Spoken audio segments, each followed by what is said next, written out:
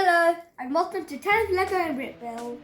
Today I'm going to show you how to make a car launcher for one of these small figurines in a car. So you just have to stick it in, press a button and it launches. If you hold it for a bit further, it will launch further. But yeah, let's get started.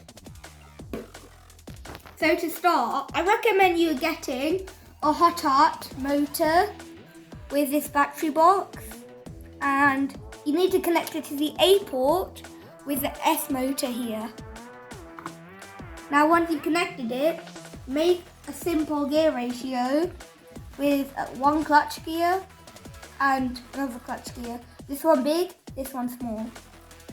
Once you've done that, make sure your remote's connected and put it to the 4 bit here, but that turns it on. Once you've done that, press the up button and you should see it turn. So you can do it in both directions. And you stick your car in from here or here, depending on which direction.